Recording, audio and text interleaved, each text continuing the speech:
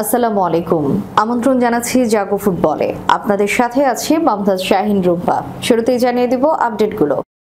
Penalty miss করেও বার্সার বিপক্ষে রিয়ালকে জেতালেন এমবাপ্পে। হালান্ডকে আটকে ইতিহাস গড়ল অ্যাস্টন ভিলা, এমেরির জাদুতে হতবম্ব ম্যান সিটি। টানা ৩ হারে বেহাল জুভেন্টাস, লাৎসিওর কাছে পরাজয় ১-০ গোলে। সান্তোস নাকি মামে, কোনটা বেছে নেবেন নেইমার? শুনছিলেন শিরোনাম, এবারে বিস্তারিত। গোল মৌসুমে প্রতিযোগিতামূলক ম্যাচে 4বার বার্সেলোনার বিপক্ষে খেলে সবগুলোই হেরেছিল রিয়াল মাদ্রিদ। এবার কাতালান ক্লাবটির বিপক্ষে মৌসুমের প্রথম দেখাতেই জয় পেল লস ব্লাঙ্কোসরা। রিয়ালের ফরাসি তারকা কিলিয়ান এমবাপ্পে পেনাল্টি মিস করলেও গোল ঠিকই করেছেন। সান্তিয়াগো বার্নাব্যুতে রিয়াল 2-1 গোলে হারিয়েছে বার্সেলোনাকে। ম্যাচের 12 মিনিটে এমবাপ্পে প্রথম বল জালে পাঠিয়েছিলেন, তবে ভিআর দেখে গোলের বাঁশি বাজাননি রেফারি। সে এমবাপ্পে 10 মিনিট পর এগিয়ে দেন স্বাগতিকদের। জুড বেলিংহ্যামের থ্রু বল ধরে গোল করেন এমবাপ্পে। চলতি মৌসুমের লিগে এটি এমবাপ্পের 11তম গোল। তিনি আছেন গোলদাতাদের তালিকার শীর্ষে।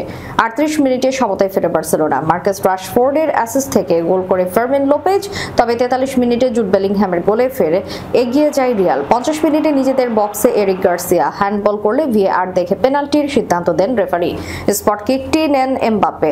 তার নেওয়া শট রুখে দেন বার্সেলোনার গোলকিপার সেজনি। যোগ করার সময় শেষ দিকে চুয়ামেনিকে ফাউল করে ম্যাচে দ্বিতীয়বার হলুদ কার্ড দেখেন পেদ্রি।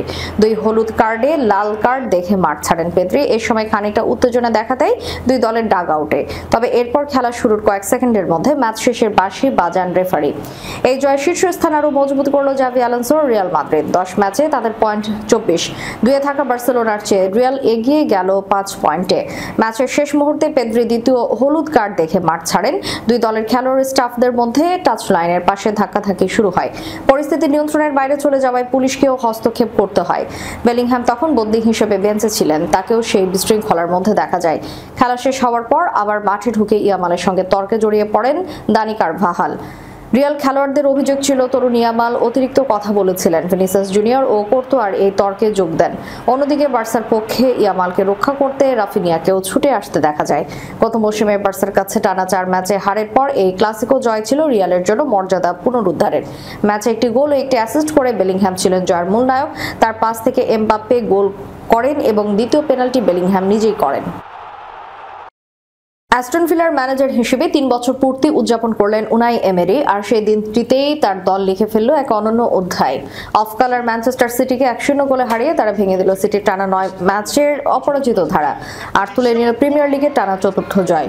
2022 সালে স্টিভেন জেরার্ডের জায়গায় দায়িত্ব নেওয়ার পর এমেরির হাত ধরে বদলে গেছে অ্যাস্টন ভিলা। মৌসুমের শুরুটা খারাপ যায় ভিলার। পরবর্তীতে ইউরোপা লিগে গো আহেড ইগলসের কাছে প্রত্যাশিত হার দেখতে হয়, তবে সিটির বিপক্ষে এই জয় ভিলার সমর্থকদের জন্য ছিল দারুণ এক প্রাপ্তি। ম্যাচের একমাত্র গোলটি আসে 19তম মিনিটে। কর্নার থেকে বক্সের প্রান্তে বল পেয়ে বাঁ পায়ের নিখুঁত শটে জাল খুঁজে পান ম্যাট ক্যাশ। যদিও কর্নারের সিদ্ধান্ত নিয়ে ক্ষুব্ধ ছিল সিটি। তাদের দাবি লুকাস ডিগ্নে আগে মাতেউস নুনেসকে ফাউল করেছিলেন। মাত্র 2 মিনিট পরেই সমতায় ফেরার সুযোগ পায় সিটি। ফিল ফোডেনের পাস থেকে আর্লিং হ্যালান্ডের নিচু শট দুর্দান্তভাবে ফিরিয়ে দেন এমিলিয়ানো মার্টিনেজ। পুরো ম্যাচে সিটি ক্লান্ত এবং নিস্তেজ দেখিয়েছে, বিশেষ করে ভিয়ারিয়ালের বিপক্ষে চ্যাম্পিয়ন্স লিগ ম্যাচের পর। দ্বিতীয়ার্ধে আরও গোল পেতে পারত ভিলা। জন ম্যাকগিনের ভলিটি ব্লক হয়, আর দোনারুম্মা জাডন সানচোর 2টি নিশ্চিত গোল বাঁচান। অন্যদিকে সিটির একমাত্র উজ্জ্বল মুহূর্ত আসে সাভিনহোর প্রচেষ্টায়, যার ভলিটি গোল লাইন থেকে ক্লিয়ার করেন পাউ টরেস। শেষ দিকে হালান্ডের এক গোল অফসাইডের কারণে বাতিল হলে হতাশায় ডুবে যায় অতিথিরা। মৌসুমের প্রথম 6 ম্যাচে কোনো জয় না পেয়ে মাত্র 2টি গোল করেছিলেন ভিলা। এরপর থেকে তারা 7 ম্যাচে 6 জয় তুলে নিয়ে দেখিয়েছে অবিশ্বাস্য প্রত্যাবর্তন। এটি প্রিমিয়ার লিগের ইতিহাসে প্রথম দল যারা টানা 5 ম্যাচে জয় পায়নি, অথচ পরের 4 ম্যাচে টানা জিতেছে। 1936-37 মৌসুমে প্রেস্টনের পর এমন নজির আর নেই। ভিয়ারিয়াল থেকে আসার পর এমেরি যেন এক জাদুকর। একসময় অবনমন অঞ্চলের 3 পয়েন্ট উপরে থাকা দলটিকে তিনি এখন চ্যাম্পিয়ন্স লিগের দ্বার প্রান্তে নিয়ে গেছেন। এই জয়ে ভিলা গড়েছে আরও এক ইতিহাস। সিটির বিপক্ষে টানা 3য় লিগ জয়, যা তারা সর্বশেষ করেছিল 1960 এবং 75 সালে। রক্ষণ ভাগ্যে এজরি কনসা এবং পাউ টরেস ছিলেন দুর্ভেদ্য প্রাচীর, আর মাঝমাঠে আমাদু ওনানা ছিলেন প্রকৃত এনফোর্সার। ম্যাচের নায়ক অবশ্যই মাটি ক্যাশ এবং যার নিখুঁত শটেই নির্ধারিত হয় ম্যাচের ভাগ্য। মৌসুমে এটি ছিল তার দ্বিতীয় গোল, আর সেই শটে দোনারুম্মা ছিলেন সম্পূর্ণ অসহায়। ভিলা পার্কে তাই উৎসবের আমেজ। এমেরির 3 বছর পূর্তি যেন উদযাপিত হলো এক অনবদ্য জয়ের মাধ্যমে। এক সময় টানা ড্রয়ের পর এখন একের পর এক ম্যাচ হেরেই চলেছে ইটালিয়ান জায়ান্ট জুভেন্টাস। গেল সপ্তাহে কোমোর কাছে হারের পর রোববার লাৎসিওর কাছেও হেরেছে তারা। সব প্রতিযোগিতা মিলিয়ে টানা 3 ম্যাচে হারলো ইগোর তুদোর দল। লাৎসিওর মাঠ স্টাদিও অলিম্পিকোতে জুভেন্টাস 1-0 গোলে হারিয়েছে তারা। ম্যাচের 9ম মিনিটে একমাত্র গোলটি করেছেন টোমা প্যাসিক। এদিকে গত সপ্তাহে চ্যাম্পিয়ন্স লিগে রিয়াল মাদ্রিদের কাছে 1-0 গোলে হারে জুভেন্টাস। ওই সপ্তাহে লিগের কোমোর কাছে 2-0 গোলে হারে তারা।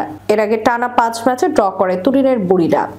মৌসুমের শুরুতেই শিরোপার দৌড়ে থাকা জুভেন্টাস এবার সেরা 5-এও নেই। রোববার হারের পর টেবিলের 8 নম্বরে নেমে গেছে তারা। টানা হারের কারণে কোচ ইগোর তুদোর ওপর চাপ তৈরি হয়েছে। দলের পারফরমেন্স দ্রুত পরিবর্তনে আনতে না পারলে ছাঁটাই হতে পারে এই ক্রেট কোচ। এদিকে ইটালিয়ান লিগে রাতের আগের ম্যাচে মাসুওলোকে 1-0 গোলে হারিয়েছে রোমা। পাওলো দিবালার গোল ম্যাচের ব্যবধান করে দেয়। এই জয় টেবিলের 2-এ উঠে এসেছে রোমা। আরও একবার ক্যারিয়ার নিয়ে কঠিন এক সিদ্ধান্তের সামনে দাঁড়িয়ে নেইমার, যেখানে তার সামনে মূলত দুটি বিকল্প। এক, বর্তমান ক্লাব সান্তোস থেকে যাওয়া 2 মেজর লিগ সকারের দল ইন্টার মায়ামিতে যোগ দেয়া, যেখানে খেলেন তার দীর্ঘদিনের 2 বন্ধু লিওনেল মেসি এবং লুইস সুয়ারেজ। ফুটবল প্রেমীরা হয়তো নেইমারকে ইন্টার মায়ামিতে দেখতেই বেশি পছন্দ করবেন। তাতে বার্সেলোনার কিংবদন্তি হয়ে ওঠা MSN আক্রমণ ত্রয়ীকে আবার দেখা যাবে ফুটবল মাঠে। তবে নেইমারকে সিদ্ধান্ত নিতে হবে তার ক্যারিয়ারের ভবিষ্যৎ চিন্তা করে, এবং সেটা এই বছর শেষ হওয়ার আগেই। এবছর জানুয়ারিতে নেইমার ফিরেছিলেন নিজের শিকড় সান্তোসে। ক্লাব এবং জাতীয় দলে একের পর এক চোটাঘাত তাকে ক্লান্ত করে তুলেছিল।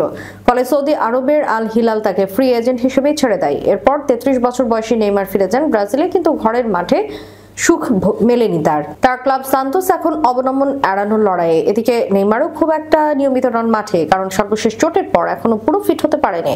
হ্যামস্ট্রিং এর চোটে এখনো তিনি মাঠের বাইরে। ব্রাজিলের ইতিহাসে সর্বোচ্চ গোলদাতা চান আগামী বছর যুক্তরাষ্ট্র, কানাডা এবং মেক্সিকোতে হতে যাওয়া বিশ্বকাপের আগে আবার পাদপ্রদীপের আলোয় ফিরতে। স্প্যানিশ ক্রীড়া দৈনিক স্পোর্টের খবরে বলা হয়েছে নেইমার নাকি পরের দল বদল উইন্ডোতে এমন এক গন্তব্য খুঁজছেন যা তাকে আবার আলোচনায় ফিরিয়ে আনবে। তাতে ব্রাজিল কোচ কার্লো আনচেলোত্তিকেও নিজের গুরুত্ব বোঝানো সহজ হবে নেইমারের জন্য। তবে সমস্যাও আছে, ইউরোপের বড় ক্লাবগুলো এখন তার দিকে ফিরেও তাকাচ্ছে না। ইউরোপীয় ফুটবলের দরজা আপাতত নেইমারের জন্য বন্ধ।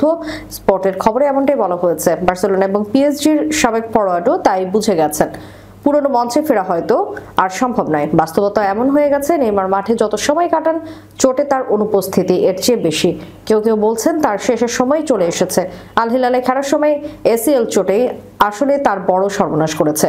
সেই চোটের পর নেইমার আসলে একরকম হারিয়ে গেছেন। ইউরোপের দরজা যেহেতু বন্ধ, তাই এখন নেইমারের সামনে মাত্র 2টি পথ। এক, সান্তোসের সঙ্গে আরো 6 মাসের নতুন চুক্তি, 2 মার্কিন মুলুকে পাড়ি দেওয়া, কারণ সেখানে জীবনযাপন সহজ, আর তার উপর আছে খ্যাতি ও বিনোদন জগতের জৌলুস। আর সবচেয়ে বড় টান লিওনেল মেসি। ঘনিষ্ঠ বন্ধু মেসি সম্প্রতি ইন্টার মায়ামির সঙ্গে 3 বছরের নতুন চুক্তি করেছেন। আরেক বন্ধু লুইস সুয়ারেজও আছেন মায়ামিতে। পুরনো বন্ধুদের পাশে আবার মাঠে নামার ভাবনা তার। কিছুদিন আগে এক সাক্ষাৎকারে নেইমার বলেছিলেন, মেসি আর সুয়ারেজের সঙ্গে খেলতে পারলে ভালো হবে। তারা আমার বন্ধু, এখনো নিয়মিত কথা হয়। এই ত্রয়ীকে আবার মাঠে দেখা গেলে দারুণ ব্যাপার হবে।